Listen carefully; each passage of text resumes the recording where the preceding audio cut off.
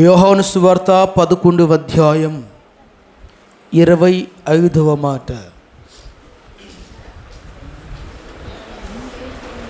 యోహాను సువర్తమానం 11వ అధ్యాయము 25వ మాట. అందుకు యేసు, పునరుద్ధానమును జీవమును నేనే, నా యందు విశ్వాసముంచువాడు చనిపోయినను మరలా బ్రతుకుతాడు. ఆమేన్, హల్లెలూయా.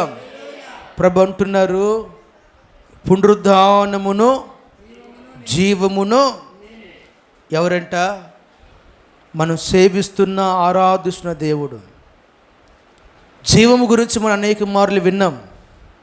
ప్రభు అంటారు, నేనే మార్గమును, చెప్పాలా, నేనే మార్గమును సత్యమును. ఈ మాటలు మీరు విన్నారు. మనకి జీవం అనే మాట కొత్తదేమీ కాదు, కానీ యేసయ్య అన్నారు ఒక ఉన్నతమైన మాట, అక్కడ వాడిన పదాన్ని మీరు గమనించండి. నేను పునరుద్ధానం అంటున్నాడు. ఆమేన్. వాస్తవానికి ఈరోజు ఏం ఆదివారం? ఈరోజు ఏం ఆదివారం? సమాధుల ఆదివారం కాదు. సమాధుల చుట్టూ తిరిగే ఆదివారం ఈరోజు. ఇది పునరుద్ధానుడైన యేసయ్య చుట్టూ తిరిగే ఆదివారం. ఆమేన్. మనం ఎవరిని కలిగి ఉన్నామయ్యా అంటే, సమాధుల్లో తిరిగే దేవుడు కాదు మన దేవుడు. ఆమేన్. సమాధిని, మరణాన్ని గెలిచిన వాడిని. ఆమేన్, హల్లెలూయా. మన దేవుడు మరణాన్ని గెలిచి పునరుద్ధానుడై అనేకులకు మాదిరికరంగా మారిన దేవుడు. ఆమేన్.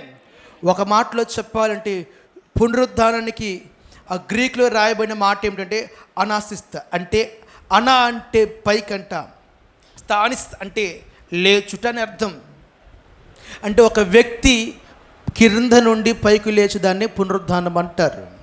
ఈరోజు అనేక మంది రకరకాలైన ప్రజల మధ్య మనం సంచరిస్తున్న దినాల్లో కూడా కొన్ని మార్లు ఈ యేసు అనుగ్రహించిన పునరుద్ధానాన్ని పొందుకోలేకపోతున్నాం, పడిపోతున్నాం, త్రొట్లిల్లిపోతున్నాం. కారణం ఒకటే, ఆయన యందు పూర్తి స్థాయిలో విశ్వాసం ఉంచలేకపోవటమే. ఆమేన్. అయితే ఈ పూట కొన్ని మాటలు మీకు చెబుతాను. యేసయ్య మరణాన్ని గెలిచాడు అని ఎంతమంది నమ్ముతున్నారు? నమ్మట్లే? నమ్మిన వాళ్ళందరూ గట్టిగా చప్పట్లు కొట్టి దాన్ని మైంపరచండి. హల్లెలూయా. యేసయ్య దేన్ని గెలిచాడు? ప్రపంచ చరిత్రలో, మానవ జాతి చరిత్రలో చెప్పాలంటే మరణము ఓడిపోయిన ఒకే ఒక సందర్భం యేసుక్రీస్తు వద్ద మాత్రమే. ఆమేన్. ఇంకెక్కడా ఎప్పుడు మరణము ఓడిపోలేదు. ఆమేన్. కానీ యేసయ్య వద్దకు వచ్చేసరికి ఆ మరణము మోకాళ్ళ మీద పడిపోయిందంట. ఆమేన్. యేసు వద్దకు వచ్చేసరికి మరణం రోకలింది. మరణము అది పాతివేయబడింది. అదివరకు మరణం అంటే అందరికీ భయమే కదా.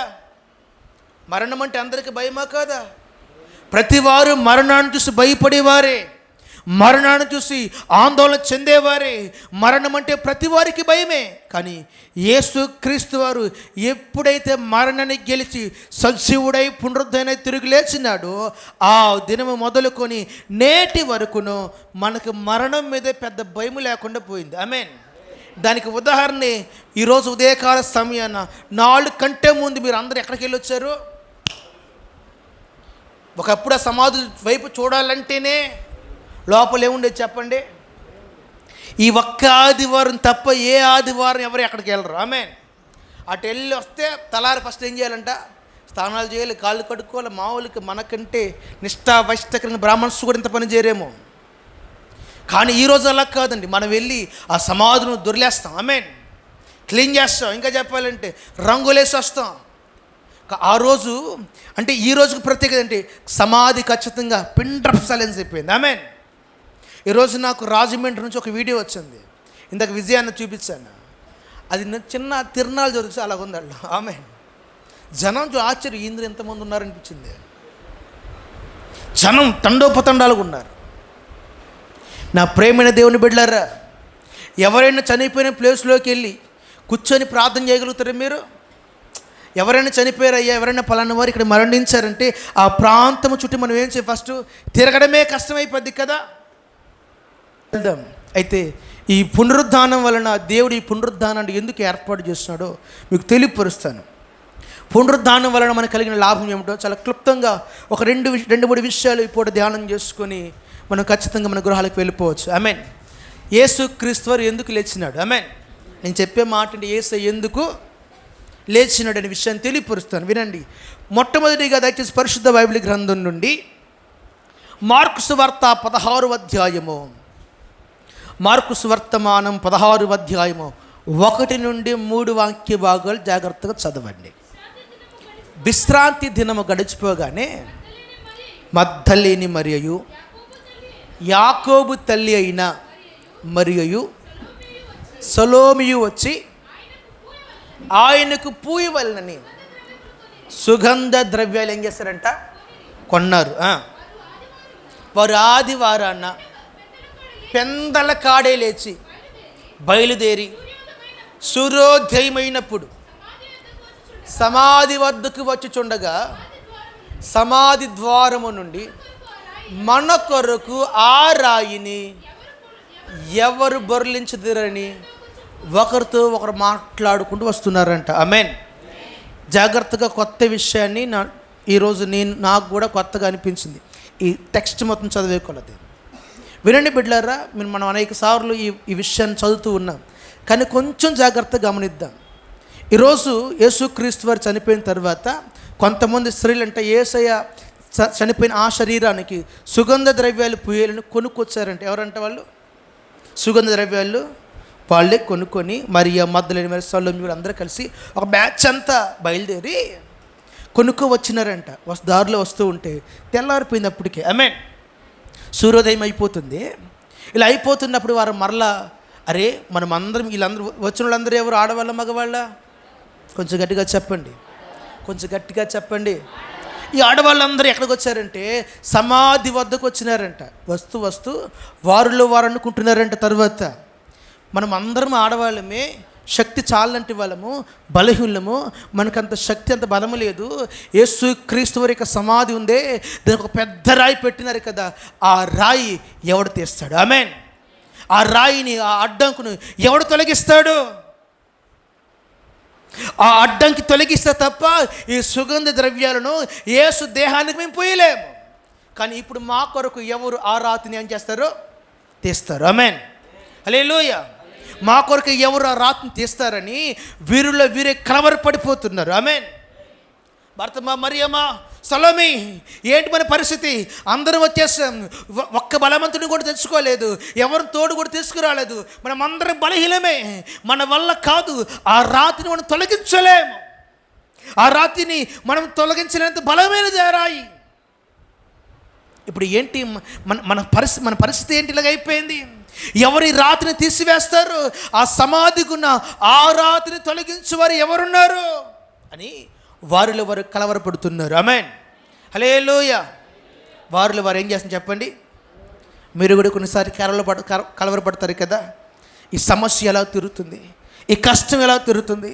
ఈ ఇందులోని ఎలా బయట పడగలుగుతాను? ఈ బంధకములోని నాకు బయటికి రావడానికి ఆస్కారమే లేదా? ఈ సమస్య నుండి ఖచ్చితంగా నేను ఎప్పటి బయట పడలేనా అని వారందరూ ఏం చేస్తారంటే కలవరపడుతున్నారంట.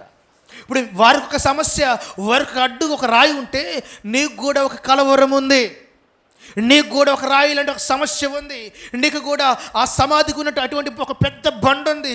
ఇది తొలగే తప్ప నువ్వు యేసును చూడలేవు. ఆమేన్. ఆ రాయి తీసేవారు ఇప్పుడు నీకు కావాలి.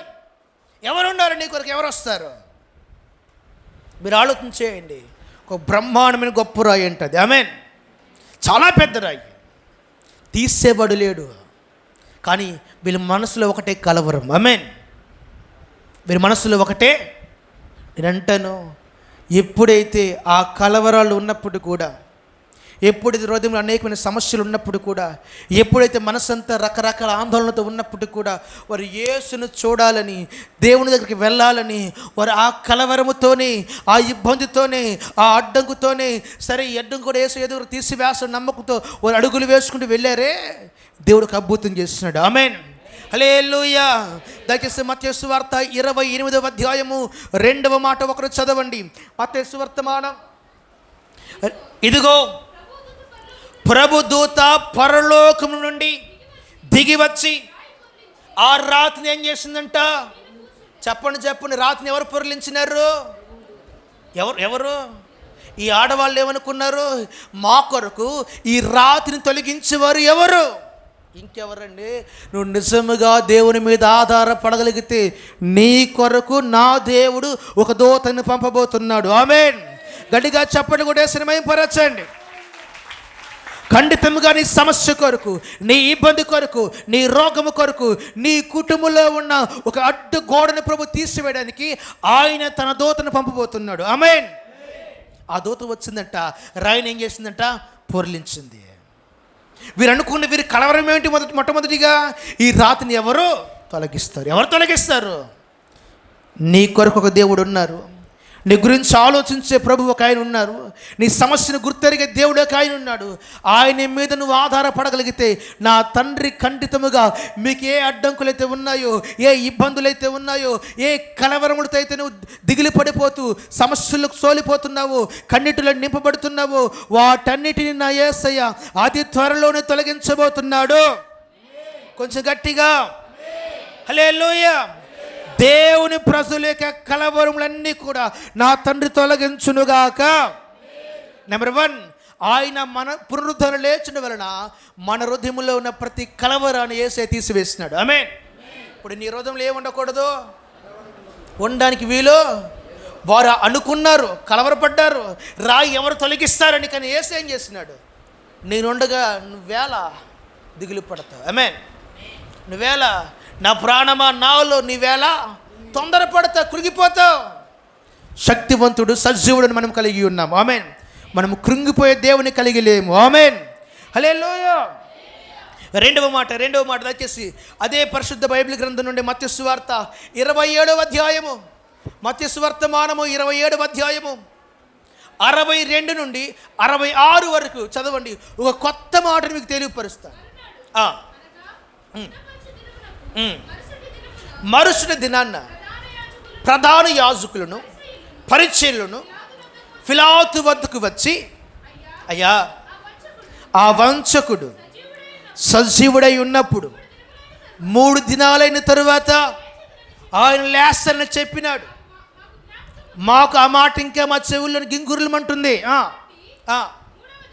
3వ దినం వరకును సమాధిని భద్రము చేయవలనని ఆజ్ఞాపించమని చెప్పారంట. ఒకవేళ ఎవరైనా యేసుక్రీస్తు శిష్యులు వచ్చి ఆ శవాన్ని ఎత్తుకొని పోయి ఆయన లేచాడని చెప్పుతారేమో అని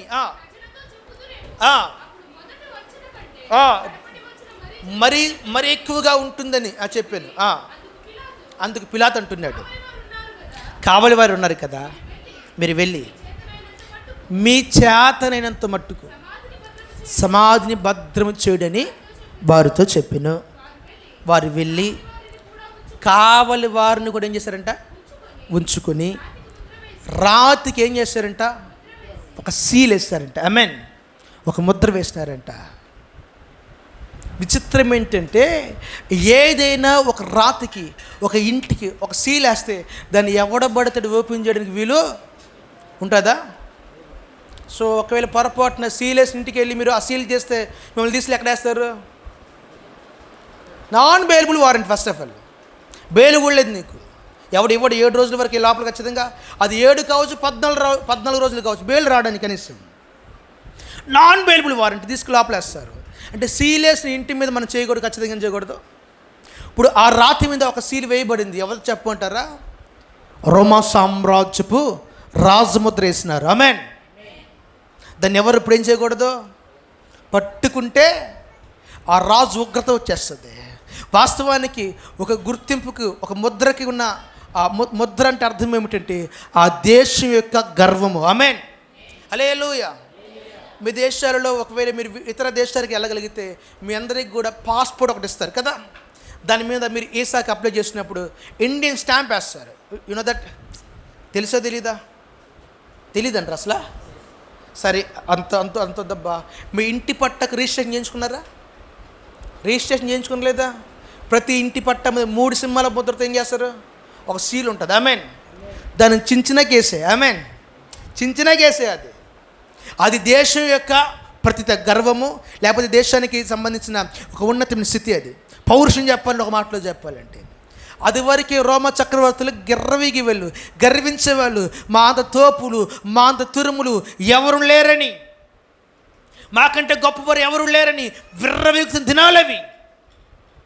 ఆ దినాల్లో వాళ్ళు ఏం చేశారంటే, ఈ సమాధి ఎప్పటికీ తెరవకుండా ఉన్నట్లుగా ఏం చేశారంట, ఒక పెద్ద సీలేస్తే దేవుడు చేసిన కార్యం చెప్పమంటారా? ఏ రాజు అయితే సీలు వేస్తున్నాడు, ఏ రాజు అయితే రాజసముద్రం వేస్తున్నాడు, వాడి అధికారమును లేదా వాడి గర్వాన్ని దేవుడు అంచి వేస్తున్నాడు. ఆమెన్. హల్లెలూయా.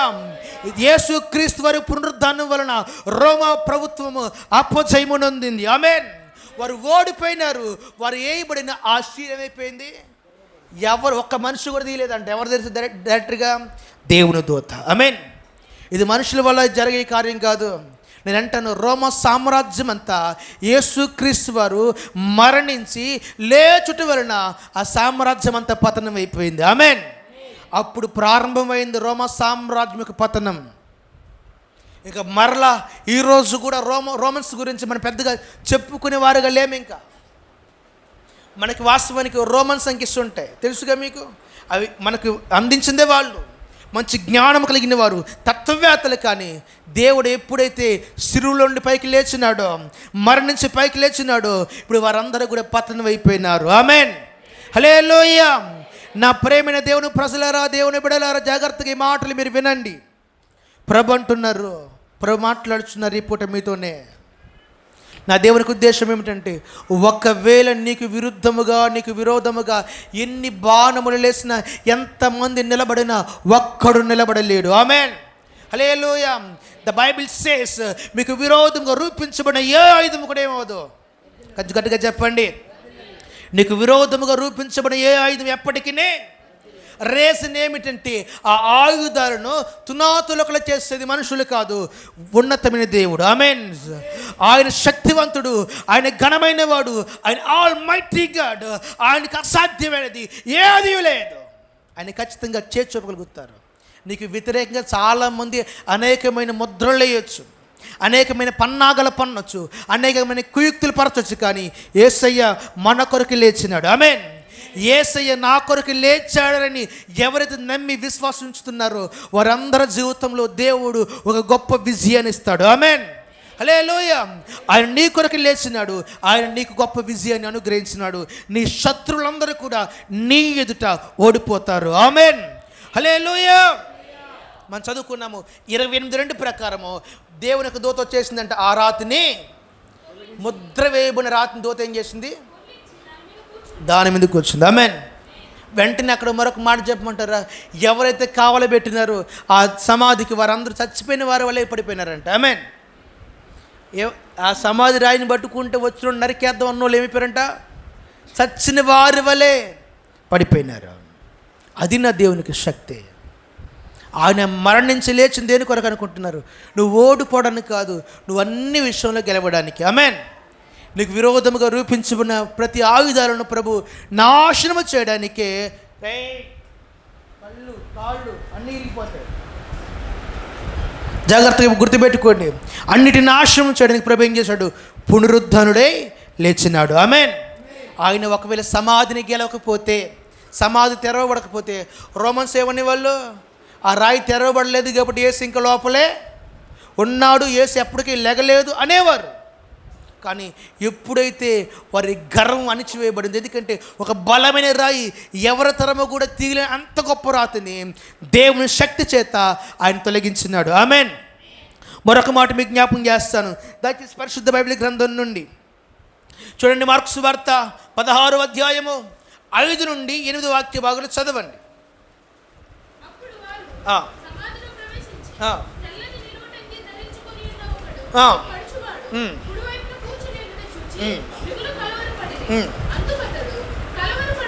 మీరు ఏడవద్దు, కలవరపడవద్దు, బాధపడవద్దు, చింతించవద్దు.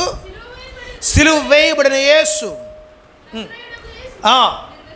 మీరు వెతుకుచున్నారు, ఆయన లేచి ఉన్నాడు. ఆమెన్. ఆయన ఇక్కడ లేడు. ఆమెన్. ఆయన ఏం చేశాడంట? లేచి ఉన్నాడు, ఇక్కడ లేడంటే సరే లోపలికి వెళ్ళి చూశారు. లోపల యేసుక్రీస్తు దేహం వారికి కనబడలేదు, కానీ ఒక పొడుచువాడు కనబడుతున్నాడంట, ఒక దేవునికి కుమారుడు కనబడుతున్నాడంట, పరిశుద్ధాత్మ దేవుడు ఆత్మరూపి అక్కడ కూర్చొని మాట్లాడుతున్నాడేమని. ఇక్కడ ఆయన లేడు. సరే వీళ్ళందరూ వెళ్ళిపోతున్నారండి. వచ్చిన ఆడవాళ్ళందరూ వెళ్ళిపోయినారండి. అయితే అందరూ వెళ్ళిపోయారు, కానీ ఒక ఆమె ఆగిపోయింది. ఆమె పేరు మగ్దలేని మరియ. చెప్పండి, ఏం పేరు చెప్పండి ఒకసారి. సమాధి ఖాళీ అయిపోయింది. ఇంకొన్ని డౌట్ ఏంటి, ఎవడో నా దేవుని యొక్క దేహాన్ని ఏం చేసినాడు, దొంగలించినాడు అని ఏడుస్తుందంట.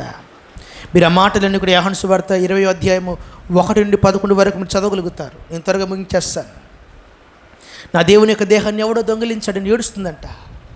ఇలా ఏడుస్తూ ఉంటే ప్రభు అంటారు, ఆ మాట ఒకసారి చదువుతారా అమ్మా, అది చదవండి ఒకసారి. యోహాను సువార్త 20వ అధ్యాయం.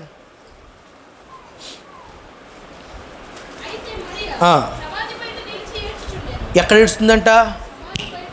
అందరూ వెళ్ళిపోయినారు, కానీ ఒక ఆమె ఏడుస్తుందంట. ఆమెన్. అందరూ సంతోషంగా ఉన్నారు, అందరికి పెద్ద భారం ఏమి ఉండదు, కానీ ఏడ్చేవాళ్ళు చాలా తక్కువ మంది ఉంటారు. ఆమెన్. అందరికీ ఎవరికి పట్టదండి, ఎవడి సమస్య వాడిది, ఎవడి బాధ వాడిది, ఎవరి కన్నీటి వాడిది, ఎవరి దుఃఖం వాడిది. కానీ దేవుని కొరకు రోషంగా ఏడ్చేవారు, దేవుని కొరకు రోషంగా నిలబడే చాలా తక్కువగా ఉంటారు. ఆమెన్. ఇలా ఏడుస్తూ ఉంటే నా తండ్రి దాటిపోలేదు. ఆమెన్. అస్సలు దాటిపోలేదు. వెంటనే ప్రభు అంటాడు, అమ్మా, ఆ మాట చదవండి ఒకసారి. నువ్వెందుకు ఏడ్చుచున్నావు అని ప్రభు ఏమవుతాడు, ప్రత్యక్షం అవుతాడు. ఆమెన్. ఎందుకు ఏడుస్తున్నావు ఆమెను అడుగు. నా ప్రభుని ఎవరో ఎత్తుకొని పోయారు, ఆయనను ఎక్కడ ఉంచారో నాకు తెలియదు, ఒకవేళ నీకు తెలిసిన మాకు కూడా తెలియపరచా చెప్పి వెనుక తట్టు చూసి యేసు నిలిచి ఉండుట చూసి యేసు అని ఏం చేయలేదంట, గుర్తుపట్టలేదు. అమ్మా, మరల ప్రభుని ఎందుకు ఏడుస్తున్నావు, ఎవరిని వెతుకుచున్నావు? తోటమాలనుకొని, అయ్యా ఒకవేళ నువ్వు ఆయన తీసుకుని వెళ్ళిపోతే ఎక్కడ ఉంచో నాకు చెప్పు, నేను తీసుకుని వెళ్ళిపోతాను. మరియా అని పిలిచిన వెంటనే ఆయన వైపు తిరిగి హెబ్రీ భాషలో రబ్బూని, బోధకుడా, నా సేవకుడా, మై మాస్టర్ అని ఒక బలమైన కేక వేసిందంట. ఆమెన్. ఎవరీమే? ఆమె ఎందుకు ఏడుస్తుంది చెప్పండి ఒకసారి. చెప్పొచ్చుగా. ఆమె ఏడుపు దేని కొరకు? కుటుంబం కొరకు కాదు, బిడ్డల కొరకు కాదు, ఆస్తుపాస్తుల కొరకు కాదు, ఆరోగ్యం కొరకు, అంతకంటే కాదు. దేని కొరకు ఏడుస్తుందంటే యేసయ్య కనబడలేదు. ఆమెన్. యేసయ్య కనబడలేదు, కానీ యేసయ్య కనబడిన తర్వాత ఆమె ఏడుపు ఆపేసింది. ఆమెన్. ఒక కేక వేసిందంట. మరియాని పిలిచిన వెంటనే ఒక కేక. మరి ఆ స్వరాన్ని గుర్తించింది. ఇంత ప్రేమగా నన్ను తప్ప ఆయన ఎవరిని పిలవరు. ఆమెన్. నేను 7 దయ్యాలు పట్టుకొని బాధింపబడిన స్త్రీని. ఆమెన్. ఆ మగ్దలేని మరి ఎలాంటిదంటే 7 దయ్యాలు పట్టుకు, ఎన్ని దయ్యాలు చెప్పాలా? అందరూ రకరకాలుగా మాట్లాడేవారు ఆమెను చూసి. పిచ్చిదని, మెంటల్దని, దయ్యపాత్మ కలిగిందని, విలువ లేనిదని రకరకాలుగా మాట్లాడితే ఒకరోజు ఒక స్వరం వినబడింది, మరియా. అందరూ నన్ను రకరకాలుగా మాట్లాడారు, కానీ ఈ స్వరం చాలా కొత్తగా ఉంది, చాలా ప్రేమగా ఉంది. ఈ పిలుపులో మాధుర్యం ఉంది, ఈ పిలుపులో ప్రేమ కనబడుతుంది, ఈ పిలుపు నన్ను ఎంతో ఆకర్షించిందని ఒక్కసారి వెనక్కి తిరిగితే ఆయన ఎవరో కాదు, నజరేయుడైన యేసు. ఆమేన్. హల్లెలూయా. 7 దయ్యాలు పట్టుకుని హింసించబడుతున్న ఆమె ఇప్పుడు ఏం చేసింది చెప్పమంటారా? యేసును చూసి వెంటనే ఏడుపు ఆపేసింది. ఆమేన్. నేను అంటాను, యేసు క్రీస్తు పునరుద్ధరణ లేచింది దేని కొరకు అంటున్నారు? దేని కొరకు ప్రభు లేచినాడు? నువ్వు దుఃఖములో పడి ఉండగా, కన్నీటి మయమై ఉండగా, శోధనలో ఉండగా, నీ కళ్ళకి కనీసము ప్రభువే నీ కంటి మీద ఉన్నా సరే, నీ ఎదుట నిలబడినప్పటికి కూడా నీకున్న సమస్యను బట్టి, నీకున్న శోధన బట్టి, నీకున్న దుఃఖాన్ని బట్టి, నీకున్న వ్యాధిని బట్టి యేసును గుర్తించలేని స్థితిలో మనం ఉన్నాం. యేసుని నిజంగానే యేసు అని గ్రహింపులేని స్థితిలోకి మనం వెళ్ళిపోయినాము. కానీ ఈ నా యేసు అయితే నేను విడిచి వెళ్ళట్లేదు. నువ్వు ఒకవేళ దుఃఖంలో ఉన్నా, కన్నీటిలో ఉన్నా, శోధనలో ఉన్నా ఆయన పిలుస్తున్నాడు. ఈరోజు ఖచ్చితంగా ఆయన స్వరాన్ని గుర్తించగలిగితే, ఆయన మాట వినగలిగితే, ఆయన ఖచ్చితంగా నజరేయుడైన యేసు అని నువ్వు నమ్మి విశ్వాసం ఉంచగలిగితే నా తండ్రి ఖచ్చితంగా నీ జీవితంలో ఉన్న దుఃఖాన్ని తీసివేస్తాడు. ఆమేన్. హల్లెలూయా. నువ్వెంత ఏడుస్తున్నావో ఆ నిట్టూర్పు అంతా ఒక్కరోజు ఎగిరిపోతుంది. ఆమేన్. హల్లెలూయా. ఇంకా దుఃఖం ఉండదు, ఇంకా ఏడుపు ఉండదంట. దుఃఖము ఏడుపు ఎక్కడుండదు చెప్పమంటారా? ఎక్కడుంటుంది? కొంచెం గట్టిగా చెప్పండి. దుఃఖము ఏడుపు ఎక్కడుండదు చెప్పండి. చెప్పండిరా. ఎక్కడుంటుంది? సంఘంలో ఉంటుందా? పాతాళమని ఒకసారి అక్కడ ఏడుపు పళ్ళు కూడా తప్ప మరి ఏమి ఉండదంట. ఎక్కడది? ఊరకని ఏడ్చావనుకో అదేంటంటే నీకు పాతాళం, నరకం. కొంపల్లో ఊరకం కూర్చోడమాకండి. మీ కొంపలు మీకు తెలియకుండా నరకప్రాయం చేసుకుంటున్నారు. ఎవరు? ఏడ్చేవాళ్ళే. పనికి మళ్ళీ విషయాలకు అసలు ఆడొద్దు. ఆమేన్. అసలు పనికి మళ్ళీ విషయాలకు ఏం చేయకూడదు? నీ ప్రాణం పోతూనే ఆడకూడదు. ఆమేన్. యేసుక్రీస్తు ఏడ్చాడా కల్వరిగిల్లో? చూసాం మనము. నాకు విచిత్రమైన విషయం ఏమిటంటే, రెండు విషయాలు నీకు యేసయ్య ఏడ్చిన సందర్భం ఒకటి నాకు బాగా తెలుసండి. భక్తుడైన లాజరు మరణించినప్పుడు యేసయ్య కన్నీళ్లు విడిచెను అని రాయబడి ఉంటుంది. ఆమేన్. ఎప్పుడు ఏడ్చాడంటే ఆయన? లాజరు. ఈ లాజరు గొప్పోడా? డబ్బున్నోడా? ఎక్కువ కానుకిచ్చేవాడా? సంఘానికి చాలా ఉపయోగపడేవాడా? ఏం కాదు. కానీ యేసుని బాగా ప్రేమించేవాడు. ఆమేన్. యేసయ్యకి ఎందుకో తెలియని అపరితమైన ప్రేమ లాజరు మీద.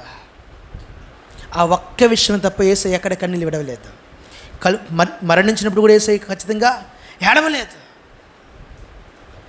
అయితే మీ ఇళ్ళల్లో దుఃఖం ఉండడానికి వీల్లేదు. ఆమేన్. అంటే నీ జీవితంలో దుఃఖాన్ని తొలగించడానికి ఆయన మరణాన్ని గెలిచి పునరుద్ధరణ లేచినాడు. ఆమేన్. హల్లెలూయా.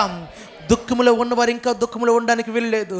దుఃఖంలో ఉన్నవారు ఆ దుఃఖంలో నుండి బయటకు వచ్చినట్లుగా ప్రభువు మరణాన్ని గెలిచినాడు. ఆమేన్. హల్లెలూయా. అది వరకు ఏడ్చిందంట. యేసును చూసినంటే మరి యొక్క సంతోషం వచ్చేసింది. ఆమేన్. సేవకుడు ఆయన దగ్గరికి వెళ్ళిపోతే మరి నన్ను పట్టుకోవద్దంటాడు ప్రభువు. నువ్వు వెళ్ళి ఈ విషయాన్ని అనేకులు తెలియపరచమన్నాడు. నా ప్రేమని దేవుని బిడ్డలారా, దేవునికి వాక్యాన్ని శ్రద్ధగా గమనించండి. 3 విషయాలు మీకు చెప్పాను. నెంబర్ 1, యేసుక్రీస్తు ఎందుకు లేచి ఉన్నాడంటే ఏం చెప్పాను ఒకసారి? మన కలవరాలన్నీ ప్రభువు.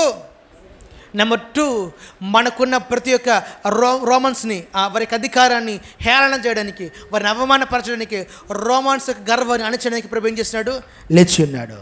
నెంబర్ 3, నీ జీవితంలో ఉన్న దుఃఖాన్ని ప్రభు తొలగించడానికి పునరుద్ధరణ లేచినాడు. ఆమేన్. యేసయ్య గాని లేకపోతే నువ్వు ఇంకా దుఃఖంలో ఉండిపోతావు.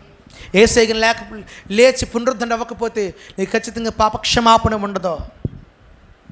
నిజంగా యేసుక్రీస్తు వారు మరణించుట ఎంత అవసరమో యేసయ్య లెగుచుట కూడా అంతే అవసరం. ఆమేన్. ఖచ్చితంగా.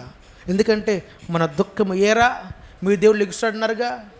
ఆల్రెడీ ఇప్పుడు కూడా పనికి మాలి బ్యాచ్ అంటుంది ఏమని, 3 మేకులు పీక్కోలేని వాడు దేవుడు ఎలాగయ్యాడని విర్రవీగుతున్నాయి కొన్ని గాలి కుక్కలు. ఒకటే సమాధానం, ఆయన పీక్కోలేకదనా, బయట పడలేకదనా ఆ శిలువలో మరణించింది. ఆయనకు తెలుసు, తన్ను తానే బలిగా అర్పించుకున్నాడు. ఆమేన్. హల్లెలూయా. ఆయన ప్రాణం మీద ఆయనకి తప్ప ఎవరికి అధికారమో. కానీ కొంతమంది ఏమంటున్నారు? వాళ్ళ బంధాలు తరం కాదు. ఆమేన్. ఎవడి వల్ల కాదు, యేసుని చంపుట. వీళ్ళు రోమ వాళ్ళు అనుకున్నారంటే ఏమని, చంపేద్దాం, ఇంకేమైనా సమాధిని కూడా బయటకు రాకుండా చేద్దాం, వాసన కూడా బయట రాకుండా గట్టిగా బిగించి సీలేసి నిరమైంది. తలుపులన్నీ ఒకేసారి తెరవబడ్డాయి. ఆమేన్. సమాధి మొత్తం, రాయి మొత్తం ఎవడికి తెలియకుండా అది దొరలింపబడింది. దేవుడు చేసే కార్యం అలాగుంటుంది. ఆమేన్. నువ్వు ఎవరితో ఆటలాడుకో, కానీ దేవునితో కాదు. ఆమేన్. నువ్వు ఎవరి జోలికి వెళ్ళు, క్రైస్తుల జోలికి అసలు వెళ్ళమాకండి. రాజులే కావచ్చు, దేవుని బిడల జోలికి మనం పోయినామా ఏమండి, పుట్టగతులు ఉండవు.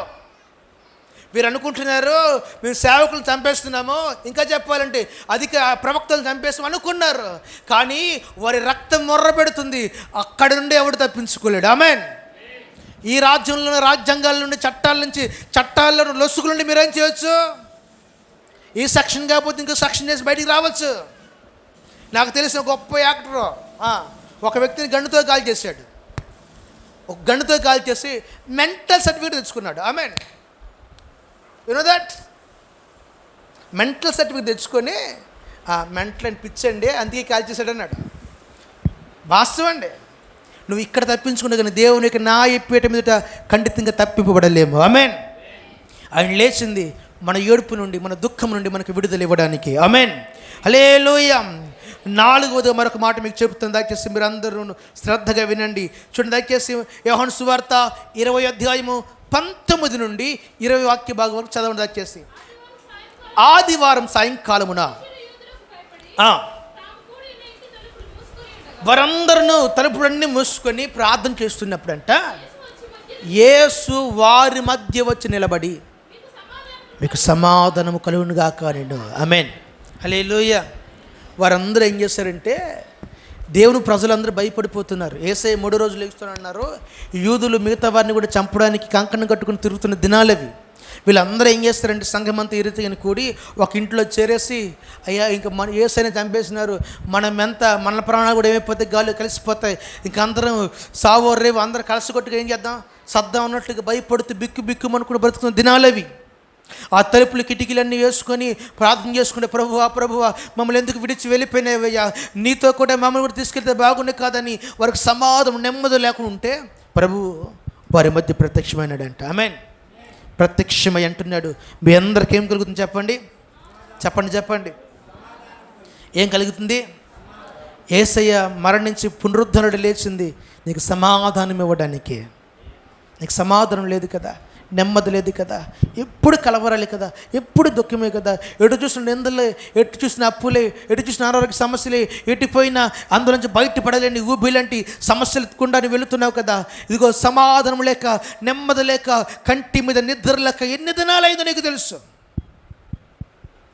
ఆ దుఃఖంతో నింపబడిన దినాలు అనేకము కావచ్చు. కానీ నా తండ్రి అంటున్నారు, ఆయన ఈ పూట మనకు సమాధానం ఇవ్వడానికి మరణాన్ని గెలిచి వచ్చినాడు. ఆమేన్. హల్లెలూయా. వారందరూ సమాధానం లేక చెదిరిపోయినారంట, చెదరగొట్టబడుతున్నారంట. అలాంటి వారికి ప్రభు ఇప్పుడు అందరిని సమకూర్చి వారికి సమాధానం దయచేసినాడు. ఆమేన్. హల్లెలూయా. మన దేవుడు సమాధానకర్త. ఆమేన్. ఒక మంచి మాట చెప్తారు, మీ పక్క వారి చేయబట్టుకుని అందరూ మీ పక్క వారి చేతులు పట్టుకుని ఒకరి చేతులు ఒకరు పట్టుకోండి, ఒకరి చేతులు ఒకరు పట్టుకోండి. వాడు చేయబట్టుకోరా, పట్టుకొని ఎలా పట్టుకుని, యేసయ్య వాడిని ఎందుకు చేసావు, వాడికి సమాధానం వద్దా చెప్పండి. యేసయ్య మరణించి లేచింది నీకును నీ కుటుంబానికి నీ సంఘానికి సమాధానం ఇవ్వడానికి. ఆమేన్. ఇక నుండి సమాధానముగా బ్రతుకుదువుగాక. ఆమేన్. మనం ఎలా బ్రతకాలి? ఇక నెమ్మదిగా సమాధానంగా బ్రతకాలి. ఏ విషయంలో తొందరపడకూడదు. ఆమేన్. యేసయ్య మరణించి ఎందుకు లేచారంటే మనందరికి ప్రభు సమాధానం కొరకు లేచినాడు. మరొక మాట చెప్పిన వాక్యాన్ని ముగిస్తాను దయచేసి. పరిశుద్ధ బైబిల్ గ్రంథం నుండి మత్తయి సువార్తమానము 26వ అధ్యాయం 70 మాట చదవండి దయచేసి. త్వరగా. ఏమంట?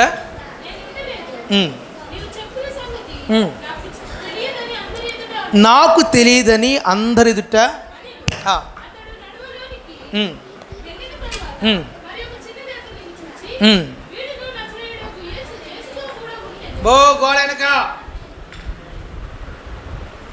చెప్పండి మీ చదవండి, కంటిన్యూ చేయరా. వీడు కూడా నజరేయుడైన యేసయ్యతో కూడా ఉండెనని. హల్లెలూయా. ఒక మాట, ఇన్ని కాదండి, దేవుని ఒక వాక్యాన్ని శ్రద్ధగా ఉండి చివరి మాట చెప్పి వాక్యాన్ని ముగించేస్తారు. 2 నిమిషాలు. సంతోషాన్ని యేసయ్యని ఇద్దరు బయట పంపించేస్తారు. ఏం జుట్టు బిల్లుకి అంత అవసరమా? అంతా ఇట్లా కొట్టారు. వీళ్ళిద్దరికి డబ్ల్యూడబ్ల్యూ ఫైట్ పెట్టాలి. అబ్బా బయట వెళ్ళి కొట్టుకుని ఇద్దరు పోండి. హల్లెలూయా. ఇప్పుడు దేవుని యొక్క వాక్యాన్ని శ్రద్ధగా గమనించండి మీరు. పేతురుని చూసి ఒక చిన్నది అంటుందంట, నేను ఇతన్ని ఎక్కడ చూశాను?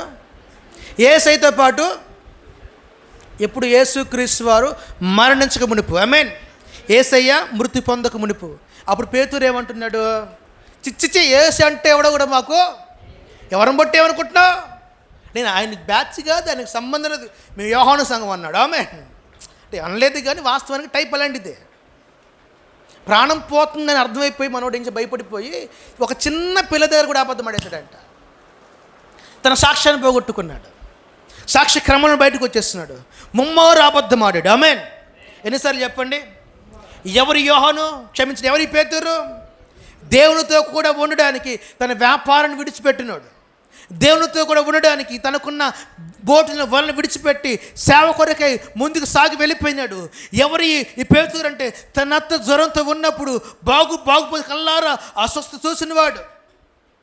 అలాంటి వాడు ఇప్పుడు యేసయ్య మరణించక మునిపి ఏమన్నట్టున్నాడంటే, ఏమండి, యేసుక్రీస్తు మరణకు వెళ్ళక మునిపు యేసు ఎవరో తెలియదని అబద్ధాలు ఆడేస్తున్నాడు. ఇప్పుడు మీరు ఒక మాట చదువుతారు దయచేసి. లూకాసు వర్తమానం 22వ అధ్యాయము 31 నుంచి చదవండి కొన్ని మాటలు.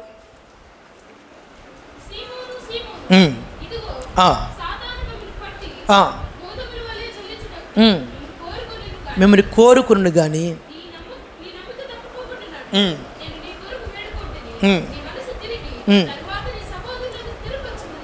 హల్లెలూయా. కంటిన్యూ చేయండి.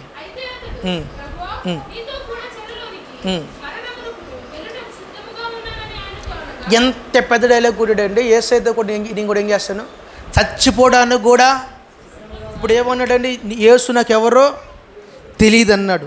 ఇలాంటి వాడు ఎలాగ మారిపోయాడో చెప్తాను. యేసుక్రీస్తు మరణించక మునుపు ఇన్ని డైలాగులు కొట్టినాడు. యేసుక్రీస్తు ముందుకు డైలాగులు కొట్టి ఆ అందులోంచి బయటకు వచ్చేసి, కానీ యేసయ్య పునరుద్ధరణ లేచిన తర్వాత ప్రభు అంటాడు, ఒక మాట అంటాడు పేతురుని చూసి, పేతురా నన్ను ప్రేమిస్తున్నావా? ఆమేన్. ఏమన్నాడు చెప్పండి? నువ్వు నిజంగా నన్ను ఏం చేస్తున్నావా? Do you love me? Oh yes Lord, do you know that? Surely. నిజంగా ప్రేమిస్తున్నావా? Of course, why not? ఖచ్చితంగా ప్రభువా, నేను ఖచ్చితంగా నిన్ను తప్ప ఎవరిని ప్రేమిస్తాను. అప్పుడు ఒకప్పుడు ఏమన్నాడు చెప్పండి? యేసయ్య ఎవరో కూడా నాకు తెలియదు అన్నాడు. ఇప్పుడు ఏం చేస్తున్నాడు? ప్రభును ప్రేమించేవాడిగా మారిపోయినాడు. ఆమేన్. ప్రభు అంటాడు, అయితే ఇదిగో నా బండ మీద సంఘాన్ని, నా సంఘం యొక్క ఒక మాట పరలోక రాజ్యం యొక్క తాళవ చెవులన్నీ కూడా దేవుడు ఎవరికి ఇచ్చినాడు? ఆ పేతురికి ఇచ్చినాడు. ఆమేన్. అంటే యేసయ్య ఒకవేళ పునరుద్ధరణ లేకపోతే ఈ పేతురులో ప్రేమ అనే గుణం వచ్చేది కాదు, ప్రేమించే మనసు వచ్చేది కాదు. ఒకప్పుడు ప్రభును తెలియదు అన్నవాడే ఇప్పుడు ప్రభుని అపరిమితంగా ప్రేమిస్తున్నాడు. ఆమేన్. ఒకప్పుడు ప్రభు అంటే ఎవరు ఎరుగునన్నవాడే ప్రభు ప్రేమ లేకపోతే ఉండలేని స్థితికి వచ్చేస్తున్నాడు. ఆమేన్. అసూయ పడిపోతున్నాడు.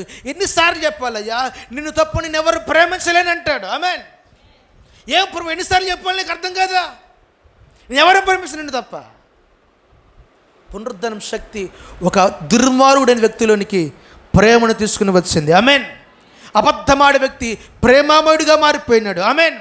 సంఘాన్నంతా సంఘం నుండి పారిపోయినవాడు ఇప్పుడు సంఘాన్ని కట్టడం ప్రారంభిస్తున్నాడు. ఆమేన్. ఒక మాటలో చెప్పాలంటే అందరికంటే ఫస్ట్ పారిపోయింది పేతురే. ఆమేన్. ఫస్ట్ పారిపోయింది ఎవరు చెప్పండి? కానీ యేసయ్య మరణించి పునరుద్ధరణ లేచిన తర్వాత చెదరపోయిన ప్రతి వారిని సమకూర్చి, వెళ్ళిపోయిన ప్రతి వారిని తీసుకొచ్చి సంఘంలో అందరూ స్థాపిస్తున్నాడు. ఆమేన్. అందరిని ప్రేమిస్తున్నారు. ఒకప్పుడు కోపము లేదు, ఒకప్పుడు ఒక వ్యసనం లేదు, ఒకప్పుడు అబద్ధాలాడి గుణము లేదు, ఇప్పుడు అంత ప్రేమే. ఆమేన్. పేతురు జీవితంలో ప్రేమ తప్ప మరొకటి లేదు. అంత మార్పు ఒక పునరుద్ధరణ వల్ల మాత్రమే జరిగింది. ఆమేన్. అంటే యేసుక్రీస్తు ఒకవేళ ఇంకా లేకపోతే, ఇంకా పునరుద్ధరణై మరణపు ముళ్ళను విరవకపోతే నీలో ప్రేమ ఉండదు. యేసయ్య ఎందుకు మరణించి లేచినట్టు చెప్పమంటావా? నువ్వు ప్రేమించే మనసు నీకు ఇవ్వాలని. ఆమేన్. నువ్వు అందరినీ ప్రేమించాలా. దేవుని ప్రజలైన వారికి నేను అనేక మరొక చెప్తున్నాను, శత్రువులు అనేవారు ఎప్పటికీ ఉండడానికి వీళ్ళు ప్రేమించకపోతే దానికి మించిన పాపం ఒకటి లేదు. మీకు ఒక మంచి మాట చెప్పి వాక్యాన్ని ముగించే, తన సహోదరుడిని ప్రేమించలేనివాడు ఎక్కడికి వెళ్తాడు తెలుసా? పాతాళంకి వెళ్ళిపోతాడు అంతే. రిఫరెన్స్ కూడా ఉంది, యోహాను సువార్త 1 యోహాను అనుకుంటా, 1 యోహాను 2 యోహాను అక్కడ చక్కగా మీకు కావాలంటే టెక్స్ట్ పెడతాను చూసుకోండి. ప్రతి వాడు ఏంటి, తన సహోదరుని ఏం చేయాలంట? ప్రేమించాలి. లేకపోతే వాడికి దేవునికి రాజ్యంలో చోటు లేదు. ప్రభు ఒప్పుకోడంటే వాడిని, ప్రేమ లేనివని ప్రభు ఏం చేయడు? ఒప్పుకోడు. ఇప్పుడు యేసయ్య ఎందుకు లేచినాడు పునరుద్ధరణుడే అంటే, ఆయన ఎందుకు 3వ రోజు సిలువలో మరణించి ఈ దినాన్ని లేచినాడు అంటే, మీరందరూ మీ ఎదుటి వారిని ప్రేమిస్తారని. ఆమేన్. ఇప్పుడు మీరందరూ కూడా ఏం చేయాలి? ప్రేమించే మనసు కలిగిన వారిగా మారిపోవాలి. ఆమెన్. హల్లెలూయా, హల్లెలూయా. యేసుక్రీస్తు ఏ రీతికి అది గొర్రె పిల్లల వద్దకు వెళ్ళిపోయి తన ప్రేమను వెల్లడిపరుచున్నారు. ఈరోజు యేసుక్రీస్తు పునరుద్ధరణ లేచిన తర్వాత మనమందరం కూడా ప్రేమమైన ఆ ప్రేమను పొందుకున్న వారుగాను, మన ఎదుటి ఉన్న వారిని ప్రేమించే వారుగాను మనం మారకపోతే బిడ్డలారా, నీ జీవితంలో దేవునికి రాజ్యంలోనికి చోటు ఉండదు. ఇంకా నిర్మహమాటంగా చెప్తున్న మాట. ప్రభు లేచిన దేని కొరకు? నువ్వు అందరినీ ప్రేమించాలి. ఆమేన్. నీలో ప్రేమ చచ్చిపోయింది, ప్రేమించే మనసు లేదు. కానీ ఆ ప్రేమను ప్రభు ఏం చేస్తాడు? మరలా నీ కొరకు తిరిగి ఇవ్వడానికి ఆయన ఈ దినాన లేచినాడు. ఆమేన్. హల్లెలూయా. అటు కృపటి సమాధానము దేవుడు మనందరికి దయచేయునుగాక. అటు మహిమతో ప్రభు మనల్ని నింపునుగాక. హల్లెలూయా. మంచిది.